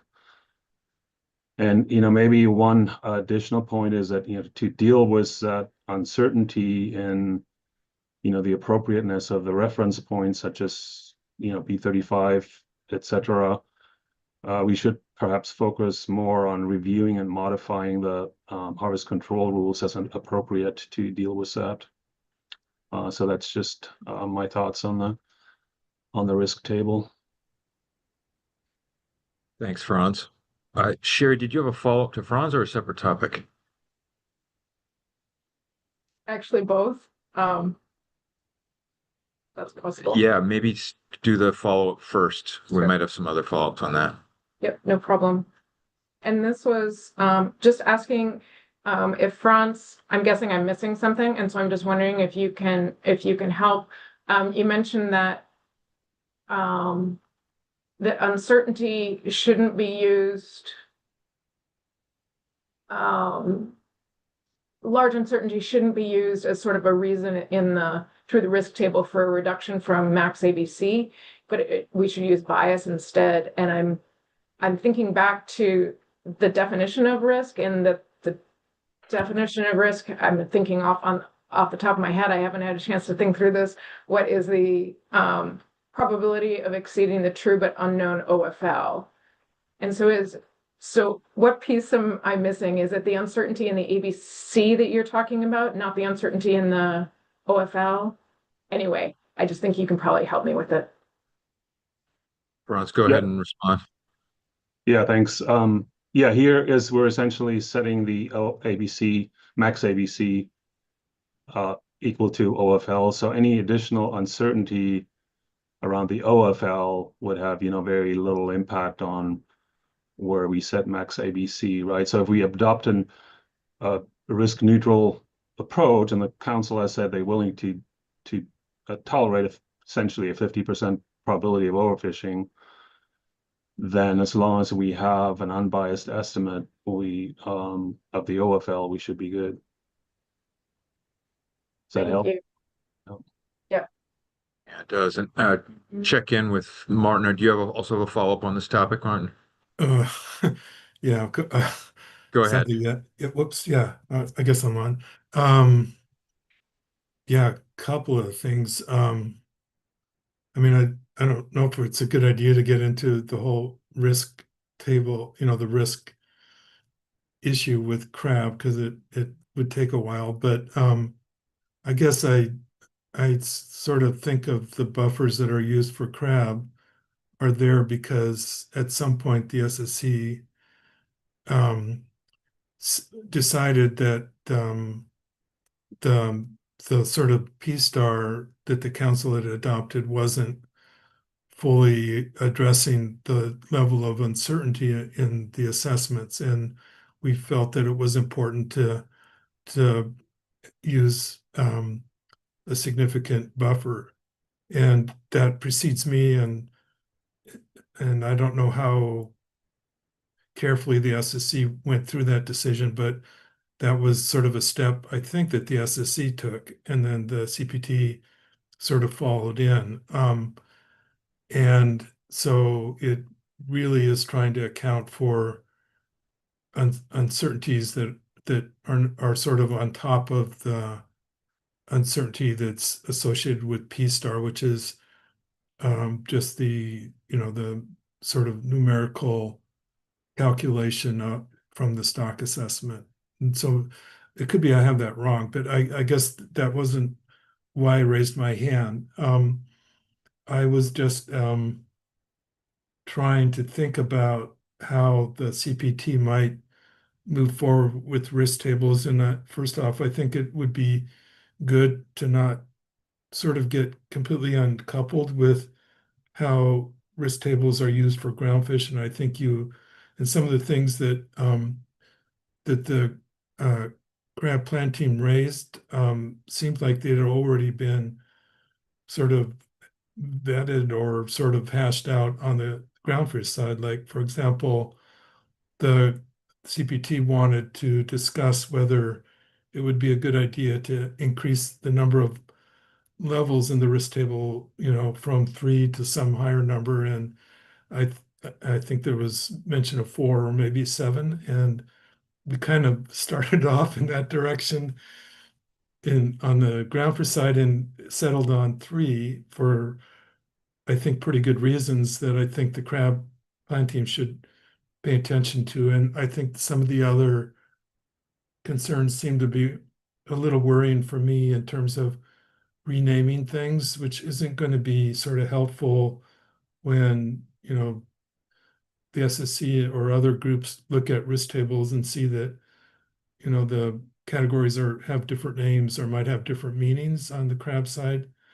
So I would really encourage, as crab planting moves forward to sort of scope out how the risk tables are used, that they try to include folks from groundfish or yeah, I probably volunteering myself as well at some point, that might have some, some better experience so that we could do that more as a dialogue between groundfish and crab and sort of really highlight where the critical differences are in the use of the risk table and how to sort of address that. And you're absolutely right. The way that the risk table would be used is different for crab, but it's still, the structure, I think, is general enough to allow the crab to risk table process to be, just somewhat pretty analogous to how it's used for groundfish. So just a recommendation that it not be just the crab plan team that makes those discussions, but that you bring in groundfish people and people with experience with the risk table in those discussions. Okay, I think that's it. Thanks, Martin. And I would individually add on to that. I heard some discussion about setting buffers relative to last year versus relative to the maximum ABC. And to me, that seems like a fundamental difference in approach that might be quite hard for us to reconcile. I would recommend that the SSC suggest to the crab plan team considering how they would set buffers relative to the max ABC rather than the last year's buffer. It definitely reframes the way in which the considerations are laid out in the table. But I was having a hard time seeing, if you were only doing it relative to last year, how you could have a comprehensive look at all of the sources of risk if some of them were essentially already built into last year and you were only looking at the change. So I think we might consider having a suggestion somewhere along those lines. And now I know Sherry's been waiting, so I'm going to go back to Sherry.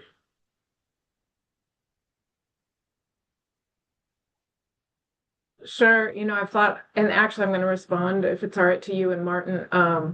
I've thought a lot about this. I recognize that the CPT didn't have time to sort of come to a consensus in their meeting. And I know that that's part of why they wanted more time in May. And so and we're struggling with this too. And so maybe we can let me finish that thought. I know that they were struggling with time and coming up with their own position before sort of coming to the SSC. But I also know that I too caught a lot of issues that were discussed that we had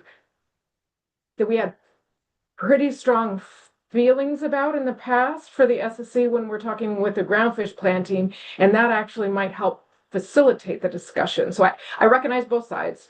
I'm almost wondering if we just put a preface to sort of our comments and say, we recognize that CPT will be addressing this more in May and didn't have, enough time to come up with, to fully address these issues, and then just say, based on previous experience with, say, the groundfish plan team or whatever, the SSC did have some thoughts now, which that they can add to their discussion in May or something like that. So it's so that we can respect that they wanted time, but also describe that we're trying to give guidance early, because back and forth is going to be big. When we did that with the groundfish plan team, and it's going to take time to evolve. So anyway, it's kind of a way to phrase it and get over our struggle of, do we talk about this? Do we not talk about this? My other one was actually a very simple comment way back on Monday, if anybody can even remember back then. I made some comment, and it had to do with the term socioeconomic information on one of their slides when they were talking about CPUE. And I was bringing back a comment that we had given to the groundfish plan team and suggesting that they use the term fishery performance. I realized afterwards that although that they had already figured out and described and had a whole diagram on socioeconomic information and how it fits in different places with ABC and OFL. And so I just want to retract that comment. We are struggling with using the term socioeconomic information because council motions have originally separated socioeconomic, meaning the impact on communities, and biological as the other. So we're having a terminology issue, and we will continue to. I think it'll take a little bit of time so that everybody understands each other, but they worked hard on coming up with a way to do this, and I just don't think we need to include that in our minutes. Great. Thanks for that clarification. Opening it back up now to all CPT topics.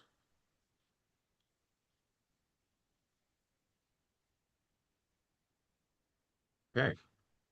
Well, I'll summarize where I think we ended up here. Mike, go ahead. Yeah, Ellie, did you want me to summarize the few things that you didn't do? Okay. Just real quick, I did part of this yesterday, and I'm not going to recapitulate that, but Sarah has provided some notes or some write-up that she put together earlier that just want to make sure that people know or will appear in our report, subject to your revisions.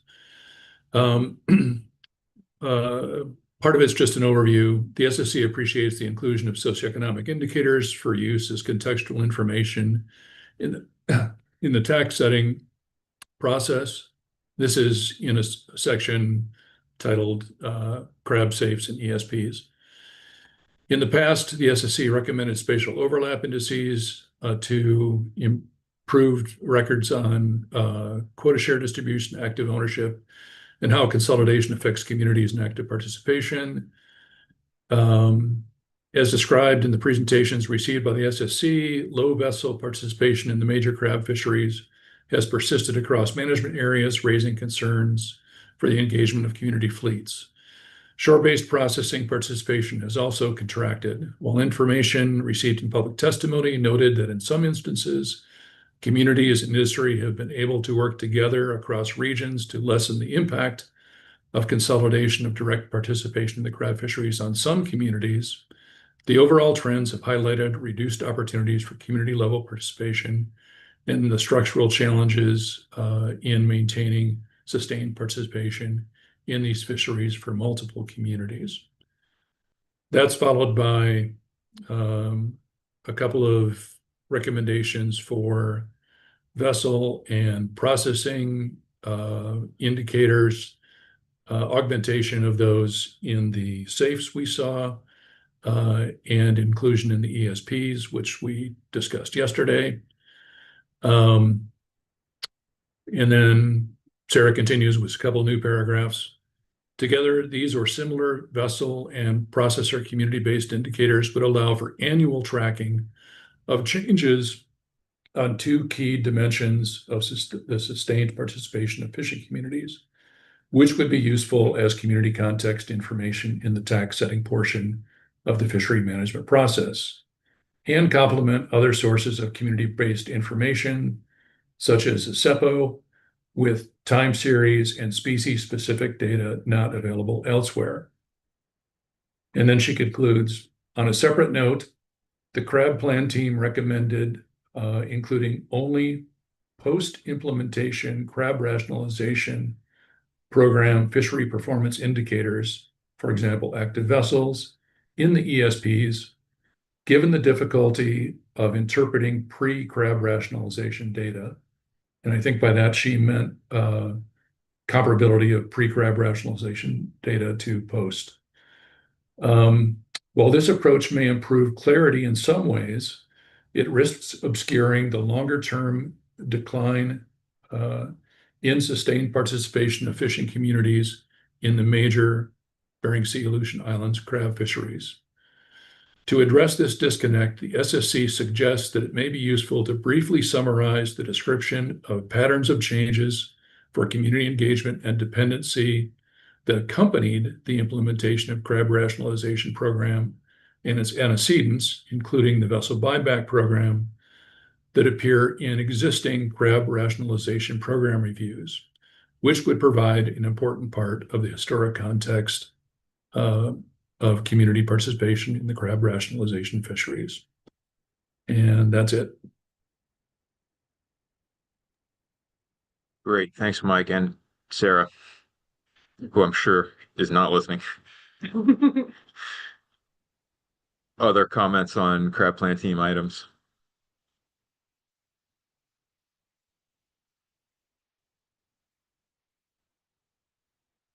Okay. To summarize, and I will just hit the very highlights here because we covered a lot of material. I won't try to summarize the detail. We will provide a summary of the survey results, commending the survey teams and assessment authors for their excellent work on a very short time frame, noting the mixed results. And the SSC will continue to register concern over the status across crab stocks in the Bering Sea. We will note the unprecedented increase in Chianectes hybrids. We will describe our considerable discussion that occurred here at the SSC, as well as the discussion at the CPT, and the clarifications provided about where hybrids count as legally landed crab, where they have and haven't been included in various data sets. We will note the pressing need and challenges of addressing this in September, and the very tight timeline there. And we will just note that we look forward to hearing about the results from the May crab plant team discussion on this. We do note that there are important implications potentially for assessment and management, and we agree that the current approach needs to be reevaluated, particularly the disconnect with regard to the snow crab model. We suggest that it will be important to have a plan in place for the future regarding hybrids because of these tight timelines, and we will reference our specific recommendations under both the snow and tanner crab sections. With regard to risk tables, we will note that we appreciate the work by the crab plant team so far and recognize that they have not fully addressed this issue and did not provide a comprehensive plan on this to us at this meeting. We will note the interaction with buffer setting, and we'll look forward to the results of the crab plant team's upcoming meeting. Respecting the crab plant team's process, however, we will offer some guidance now, noting that risk tables may not be fundamentally different for crab, may not be fundamentally different from groundfish, and we will encourage any efforts to include some input from groundfish and crossover from groundfish. Some of these issues that have been identified, for example, how many levels to use in the risk tables is something that's already been discussed in groundfish. And the SSC will note that changes in things like the number of levels and the renaming of categories could be problematic for everybody's interpretation of risk tables across both crab and groundfish. And we'll suggest perhaps consideration of the risk table use relative to last year's buffer versus relative to the maximum ABC. With regard to update versus full assessments, the SSC will support the crab plan team's recommendation to continue with full assessments and use the frequency of those assessments to guide the overall workload. And we will note that we appreciate the monitoring between assessments, and we will note those pieces that we've been alerted that will be tracked in between assessments that could potentially trigger an off-cycle assessment. With regard to skipper surveys, we appreciate the inclusion of these data and note the high participation rates. We note that these are a valuable source of information and an important milestone in augmenting information with local knowledge. And we will support the crab plan team's suggestions to add questions on hybrids and other topics to the skipper surveys.